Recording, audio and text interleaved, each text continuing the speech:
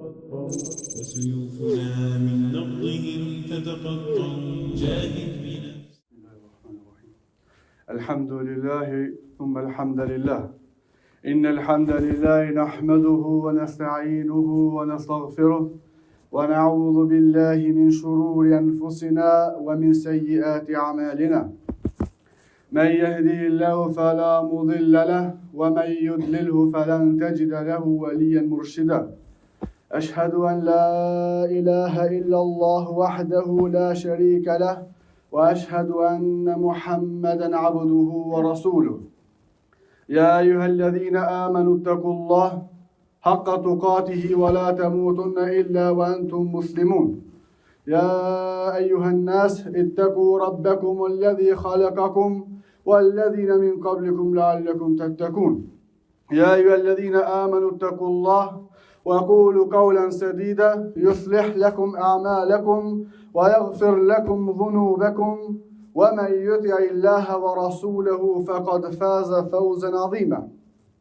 فإن أصدق الحديث كتاب الله وخير الهدي هدي محمد صلى الله عليه وسلم وشر الأمور محدثاتها وكل محدثة بدع وكل بدعة ضلالة. أما بعد عباد الله falëndërimi dhe lavdërimi I takon vetëm Allahu subhanahu wa ta'ala.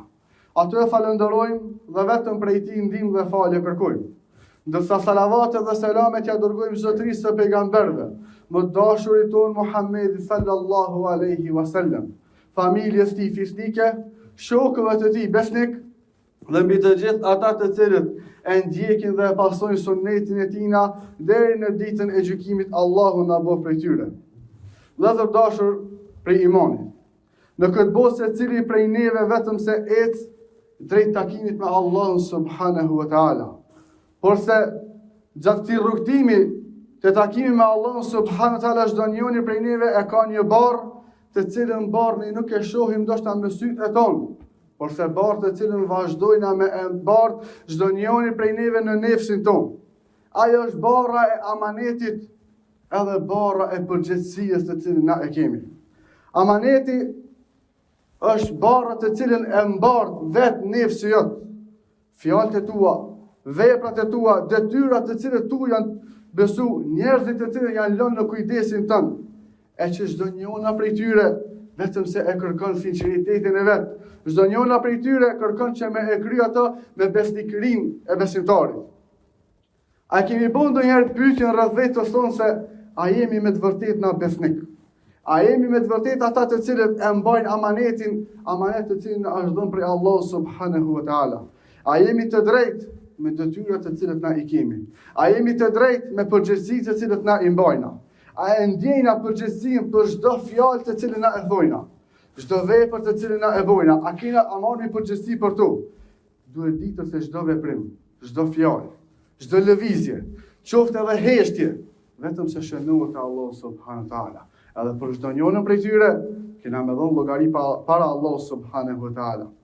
Sepse Allahu është ai I cili nuk e harron asgjë. Tha Allahu në Kur'an: "Inna aradna al-amanata 'ala as-samawati wal-ardi wal-jibal." Na qët amanet ja kena dorëzue, edhe ja kena ofru qiejve, ja kena ofru tokës, ja kena ofru edhe male, por se ata e refuzun. Qiej, toka edhe male e refuzun amanetin për Allah subhanahu wa ta'ala, edhe u friksuan që ta mbartin atë. Por se kur ja dhanë në njeriu vetëm se e pranoi. Njeriu e pranoi innehu kana zalumen jahula, sepse njeriu ai cili I bën padrejti vetes edhe ishte I paditur. Ibn Kathiri, Allah më shumë shpjegon se fjala el-amana, amaneti, besueshmëria përfshin urdhat edhe ndalesat ndaj Allah subhanahu wa ta'ala. Sepse çdo detyrë që kërkon besim, kërkon edhe përgjegjësinë e vet. Qiejt edhe toka u friksuan nga pesha e asaj përgjegjësie. Qiejt edhe toka edhe malet u friksuan që me e marrë këtë amanet për Allah subhanahu wa ta'ala. Me e mbarë këtë përgjegjësi sepse nuk është përgjegjësi e lehtë. Ose njeriu e mori atë e që në shumicën e rasteve nuk mundet me I dalë deri në fund. Njeriu e ka pranuar amanetin prej Allahut subhanehu që është feja e tina, që është fjala e tina, ama në shumicën e rasteve nuk jena përgjithë ndaj asaj fjale të cilën na kena pranuar prej Allahut subhanehu teala. Njeriu duke qenë zullumçar I vetes tina, duke qenë I paditur, duke pas ignorancën e tina, e ka pranuar këtë amanet prej Allahut subhanehu teala, e që asnjëherë ndodh që na mos më përmbajt asajna. Kjo do të thotë se cili prej neve e mbart një amanet, e mbart një pozicion e cila është prej Allahut subhanehu teala, e cila ka peshën qiellore prej Allahut subhanehu teala, në çdo premtim të cilën e japim, në çdo punë të cilën neve na besohet për me e kryer atë, e në çdo shpirt, çdo nerv I cili na I lihet neve për më kujdesën për të, na duhet ta mbajmë atë amanet se është pjesë e Allahut subhanehu teala. Amaneti është prej Allahut subhanehu teala. Tha pejgamberi sallallahu alaihi wasallam: La imana liman la amanata leh. Nuk ka besu askush për njerëzve. Nuk ka iman askush për njerëzve, ai I cili nuk e man amanetin e vet. Ai I cili nuk është përgjegjës për obligimet e veta. Pastaj vazhdon hadithi pejgamberit sallallahu alaihi dhe thonë: Wala dina liman la ahda leh. Edhe nuk ka fe ai I cili nuk e mban premtimin e vet. Është hadith shumë I shkurtër, por se ka një peshë mjaft të madhe. La imana liman la amana. Nuk e ka besu Allahun si duhet. Nuk e ka besu Allahun si duhet, ai I cili nuk e man amanetin e vet dhe nuk është përgjegjës ndaj fjalëve tina, nuk është përgjegjës ndaj veprave të cilat I bën. Wala dina liman ahda leh. Liman la ahda leh. Edhe nuk ka fe ai I cili nuk e mban premtimin e vet. Prandaj se Allahu pejgamberi sallallahu alaihi wasallam në këtë hadith e përmend besimin edhe amanetin, të cilët janë dy gjëra të cilat janë të pandashme. Sa njerëz thotë na I takojnë të cilët nuk e marrin përgjegjësi për fjalët të cilat I thonë.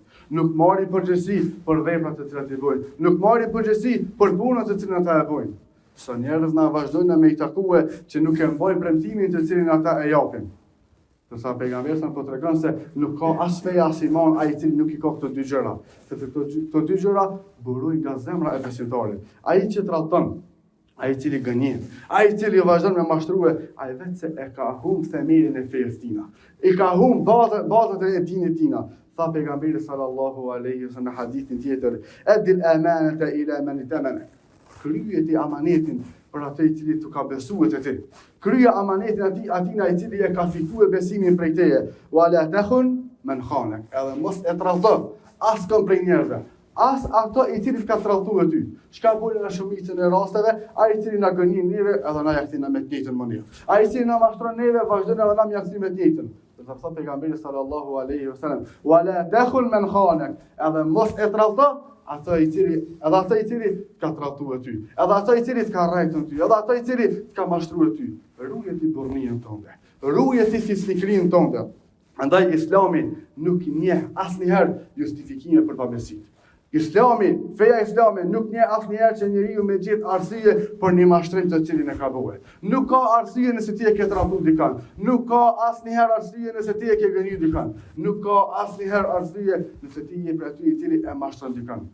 Sepse kjo është fe e besimit. Kjo është fe e drejtësisë. Pejgamberi sallallahu alaihi wasallam u dërgoi te njerëzit, u dërgoi te ummeti I tina si drejtësi për gjitha botat, si mëshirë për gjitha botat. Ma arsalnaka illa rahmatan lil alamin. Edhe na nuk kena dërguar ty tjetër për diçka Muhammed, vetëm se mëshirë për këta botat. Mëshirë çka do të thotë mëshirë? Por vetëm me kon njëri I butë, por vetëm me qenë njëri I sjellshëm, me qenë njëri edhe I drejtë I cili e mban amanetin e tina, I cili e mban fjalën e tina, edhe është përgjegjës për çdo send të cilin ai vepron.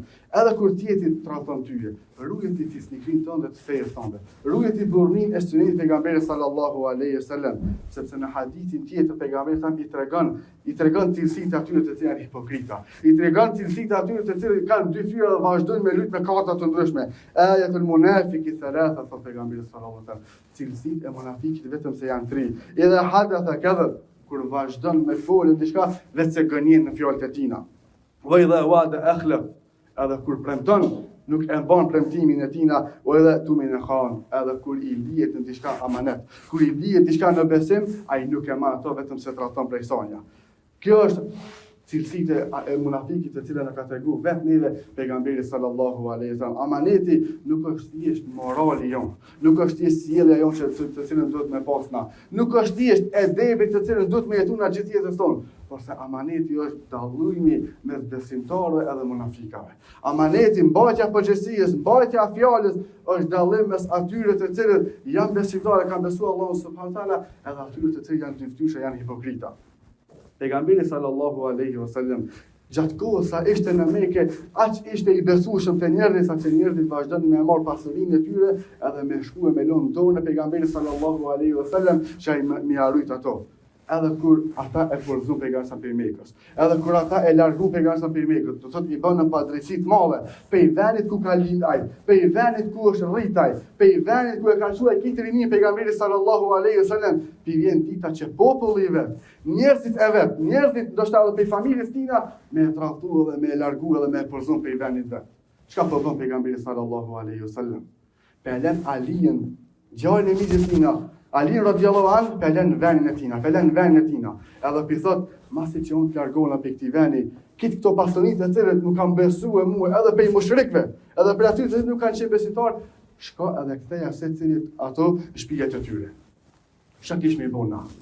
Nëse neve dikush na kish lonë diçka në përgjësi, për me e majt ato, momentin që na kish bon një padrejsi, momentin që ai na kish rrejt neve, na kish mashtru me diçka, mos zëlla me bo me na largu për i shpijes tonë, kena rritna dhe kena marru shpijen me mundin tonë, po na kishmi me akti pasunin e tina, a kishmi me akti ato që na kishmi besua?